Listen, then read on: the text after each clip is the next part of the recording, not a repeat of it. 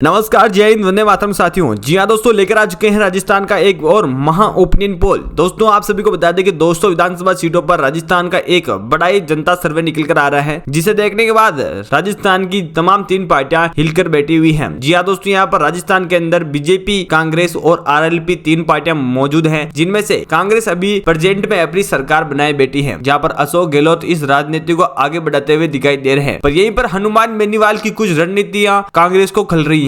तो वहीं बीजेपी इस बार सोलो यानी कि अपने दम पर चुनाव लड़ने की एक अच्छी रणनीति तैयार कर रही है। पर यहाँ पर कांग्रेस क्या इन दोनों बड़ी पार्टियों में से अपनी सत्ताधारी कांग्रेस पार्टी को यहाँ पर बचा पाएंगे या फिर सत्ता में फिर से पलटवार होगा? दोस्तों राजस्थान का एक बड़ा नियम रहा है, जहाँ पर लगातार सत्ता में पलटवार हुए हैं, और यहाँ पर इस बार बताया जा रहा है कि आरएलपी दोनों पार्टियों को पछाड़ते हुए सत्ता में पलटवार कर सकती है। दोस्तों यहाँ पर आरएलपी का बड़ा दावा पेश किया जा रहा है, जहाँ पर हनुमान बेनीवाल एक बड़ा राजनीतिक रण तैयार कर रहे हैं। पर यहीं पर बीजेपी पीछे हटने वालों से नहीं है, जहां पर पिछली बार बीजेपी और आरएलपी का बड़ा गठबंधन यहां पर एक जीत की कतार खड़ी करने के तौर पर खड़ा था, पर यहां पर कांग्रेस ने बाजी मार ली थी। दोस्तों आपको बता दें कि 2023 के शुरुआती में राजस्थान के चुनाव हैं और इसी के अंदर जनता का अभी से रिएक्शन आना शुरू हो चुका है। तो दोस्तों जानेंगे कि 2023 के अंदर किसकी बनेगी सरकार राजस्थान के अंदर। तो यहाँ पर सत्ता में पलटवार होगा या फिर सत्ताधारी कांग्रेस फिर से लाएगी अपनी कांग्रेस पार्टी को। जानेंगे पूरे विस्तार से पूरी अपडेट को। उससे पहले अभी तक आपने चैनल को नीचे लाल बटन दबा के सब्सक्राइब नहीं किया तो जल्दी से लाल बटन दबा के चैनल को सब्सक्राइब कर ले और बेल आइकन को ऑल पे प्रेस कर लें, क्योंकि दोस्तों ऐसे में आपको आने वाले तमाम छोटे से बड़े अपडेट हमारे इस चैनल के ऊपर मिलते रहेंगे और आप जान पाओगे हर एक जानकारी हर एक जिले से। तो दोस्तों यहाँ पर जानते हैं बीजेपी, कांग्रेस और आरएलपी के इस ओपिनियन पोल को। पहले जिले बांसवाड़ा की बात करें तो बांसवाड़ा के अंदर यहाँ पर 5 विधानसभा सीटें देखने को मिलती है, जहाँ पर 5 में से बीजेपी अब तक 2 सीटें ले सकती है, कांग्रेस को भी यहाँ पर 2 सीटें प्राप्त हो सकती है, यहाँ पर आरएलपी को 1 सीट मिल सकती है और अदर पार्टी खाते में 0 सीट देखने को मिल सकती है। वहीं 12 की बात करें, 12 के अंदर 4 विधानसभा सीटें देखने को मिलती है, जहाँ पर बड़ी बात यह है कि यहाँ पर बीजेपी और कांग्रेस दोनों एक दो पार्टियों का एक गठबंधन देखने को मिल सकता है, जहां पर आरएलपी और उधर पार्टी खाते में 0-0 सीट देखने को मिल सकती है। वही बूंदी की 3 विधानसभा सीटों के बारे में बात करो, 3 में से यहाँ पर बीजेपी 2 पर मौजूद रहेगी, जहां पर कांग्रेस को 1 सीट प्राप्त हो सकती है। वही आरएलपी को यहाँ पर 0 सीट मिल सकती है, अदर पार्टी खाते में भी यहाँ पर 0 सीट देखने को मिल सकती है। दोस्तों यहाँ पर राजस्थान के हम 12 सीटों के बारे में बात कर चुके हैं और 12 सीटों में से यहाँ पर बीजेपी अब तक 6 सीटों पर मौजूद रह चुकी है। वहीं पर कांग्रेस को 5 सीटें मिलती हुई दिखाई दे रही है, जहां पर आरएलपी 1 सीट हासिल कर रही है और अदर पार्टी खाते में 0 सीट देखने को मिल रही है। दोस्तों इसी के साथ हम अगले जिले के बारे में बात करें, यहाँ पर चित्तौड़गढ़ की बात करें तो चित्तौड़गढ़ के अंदर 5 विधानसभा सीटें। जी हां दोस्तों, 5 में से यहाँ पर बीजेपी 2 पर मौजूद है, तो वही कांग्रेस को 3 विधानसभा सीटें हासिल यहाँ से हो सकती हैं। तो यहाँ पर आरएलपी को 0 सीट मिल सकती है और अदर पार्टी को भी यहाँ पर 0 सीट देखने को मिल सकती है। वही जैसलमेर की बात करें तो जैसलमेर के अंदर 2 विधानसभा सीटें देखने को मिलती है। जैसलमेर की 2 विधानसभा सीटों में से 1 बीजेपी को मिल सकती है तो 1 कांग्रेस को मिल सकती है। यहाँ पर एक बड़ी रणनीति देखने को मिल सकती है, जहाँ आरएलपी को 0 सीट मिल सकती है और अदर पार्टी खाते में 0 सीट देखने को मिल सकती है। वही दौसा की बात करें, दौसा के अंदर 5 विधानसभा सीटें हैं और 5 विधानसभा सीटों में से यहाँ पर बीजेपी को 3 विधानसभा सीटें देखने को मिल सकती है, तो वही कांग्रेस को भी 2 विधानसभा सीटें देखने को मिल सकती हैं। तो आरएलपी को यहाँ पर 0 सीट मिल सकती है, अदर पार्टी खाते में 0 सीट देखने को मिल सकती है। राजस्थान की हम 24 विधानसभा सीटों के बारे में बात करते हैं, 24 में यहाँ पर देखा जाए तो यहाँ पर बीजेपी अब तक 12 विधानसभा सीटें हासिल कर सकती है, तो कांग्रेस को यहाँ पर 11 सीटें मिल सकती है और आरएलपी को 1 सीट मिल सकती है, तो अदर पार्टी खाते में यहाँ पर 0 सीट देखने को मिल सकती है। दोस्तों इसी के साथ हम अगले जिले के बारे में बात कर लेते हैं। यहाँ पर धौलपुर की बात करें, धौलपुर के अंदर 4 विधानसभा सीटें। जी हाँ दोस्तों, यहाँ पर बिल्कुल 4 विधानसभा सीटों में से यहाँ पर बीजेपी को 1 विधानसभा सीट मिल सकती है, तो यहाँ पर कांग्रेस को 2 सीटें मिल सकती हैं, तो आरएलपी को भी यहाँ पर 1 सीट मिल सकती है और अदर पार्टी खाते में यहाँ पर 0 सीट देखने को मिल सकती है। डूंगरपुर की बात करें तो डूंगरपुर के अंदर 4 विधानसभा सीटें हैं और 4 विधानसभा सीटों में से यहाँ पर बीजेपी 2 पर रह सकती है, तो यहाँ पर कांग्रेस को भी 2 सीटें मिल सकती हैं और आरएलपी और अदर पार्टी खाते में यहाँ पर 0-0 सीट देखने को मिल सकती है। करौली की बात करें तो करौली के अंदर 4 विधानसभा सीटें और 4 विधानसभा सीटों में से यहाँ पर बीजेपी 1 पर मौजूद रह सकती है, तो कांग्रेस को यहाँ पर 2 विधानसभा सीटें मिल सकती है और यहाँ पर आरएलपी को 1 सीट मिल सकती है, जबकि अदर पार्टी खाते में 0 सीट देखने को मिल सकती है। दोस्तों यहीं पर हम राजस्थान की 36 सीटों के बारे में बात कर चुके हैं। 36 में यहाँ पर बीजेपी 16 पर मौजूद है, तो वही कांग्रेस 17 पर मौजूद है। वही आरएलपी को 3 सीटें मिल रही है, तो अदर पार्टी खाते में यहाँ पर 0 सीट देखने को मिल रही है। दोस्तों इसी के साथ हम अगले जिले के बारे में बात करें तो अगले जिले की यहाँ पर हनुमानगढ़ की बात करें तो हनुमानगढ़ की 5 विधानसभा सीटें और 5 में से यहाँ पर बीजेपी को सिर्फ 1 सीट मिल सकती है, तो वही कांग्रेस और आरएलपी को 2-2 सीटों का संपूर्ण बहुमत मिल सकता है और उधर पार्टी खाते में 0 सीट है। राजसमंद की बात करें, राजसमंद के अंदर 4 विधानसभा सीटें, 4 में से यहाँ पर बीजेपी खाते में 1 जा सकती है, तो यहाँ पर कांग्रेस 3 पर मौजूद रह सकती है। यहाँ पर सवाई माधोपुर की बात करें, सवाई माधोपुर के अंदर 4 विधानसभा सीटें हैं, 4 विधानसभा सीटों में यहाँ पर बीजेपी 3 पर रह सकती है, तो वहीं पर कांग्रेस को 1 सीट मिल सकती है। आरएलपी को 0 तो अदर पार्टी खाते में 0 सीट देखने को मिल सकती है। राजस्थान की 49 सीटों में यहाँ पर बीजेपी अब तक 21 सीटें हासिल कर रही है, तो कांग्रेस को 23 सीटें मिल रही है और आरएलपी को यहाँ पर 5 सीटें मिल रही है, तो अदर पार्टी खाते में यहाँ पर 0 सीट देखने को मिल रही है। दोस्तों इसी के साथ हम अगले जिले के बारे में बात करें तो यहाँ पर झालावाड़ की बात करें, झालावाड़ के अंदर 4 विधानसभा सीटों में यहाँ पर बीजेपी 2 पर मौजूद है, तो यहाँ पर कांग्रेस और आरएलपी को 1-1 सीट का संपूर्ण बहुमत मिल सकता है। वही बस दोस्तों सिरोही की बात करें, सिरोही के अंदर 3 विधानसभा सीटें, 3 में से यहाँ पर बीजेपी को 0 सीट का सामना सामना करना पड़ सकता है, तो कांग्रेस 3 की 3 सीटें हासिल कर सकती है। आरएलपी और अदर पार्टी खाते में 0 सीट देखने को मिल सकती है। वहीं पर टॉक की बात करें, टॉक के अंदर 4 विधानसभा सीटों में जहां पर बीजेपी 2 पर रह सकता है, तो यहाँ पर कांग्रेस और आरएलपी को एक एक सीट मिल सकती है। राजस्थान की हम 60 विधानसभा सीटों के बारे में बात कर चुके हैं। 60 में से यहाँ पर बीजेपी 25 पर रह सकती है, तो कांग्रेस 28 पर मौजूद है और आरएलपी को 7 सीटें मिल रही है। अदर पार्टी खाते में 0 सीट देखने को मिल सकती है। दोस्तों इसी के साथ हम अगले जिले के बारे में बात कर लेते हैं। यहाँ पर चूरू की 6 विधानसभा सीटों में से बीजेपी 3 हासिल कर सकती है, कांग्रेस को 2 सीटें मिल सकती है और आरएलपी को 1 मिल सकती है। अदर पार्टी खत्म 0 सीट देखने को मिल सकती है। वही गंगापुर की बात करें तो गंगानगर की 6 विधानसभा सीटों में से यहाँ पर बीजेपी खत्म 3 सीटें जा सकती है, तो यहाँ पर कांग्रेस भी 3 सीटें हासिल कर सकती है। आरएलपी को 0 सीट तो अदर पार्टी में 0 सीट देखने को मिल सकती है। जालौर की 5 विधानसभा सीटों में यहाँ पर बीजेपी 4 पर मौजूद है, तो यहाँ पर कांग्रेस 1 सीटें हासिल कर सकती है और आरएलपी और अदर पार्टी खाते में 0 सीट देखने को मिल सकती है। राजस्थान की 77 सीटों में से यहाँ पर बीजेपी अपने खाते में 35 की लीड ले रही है, तो कांग्रेस यहाँ पर 33 की लीड ले रही है और आरएलपी को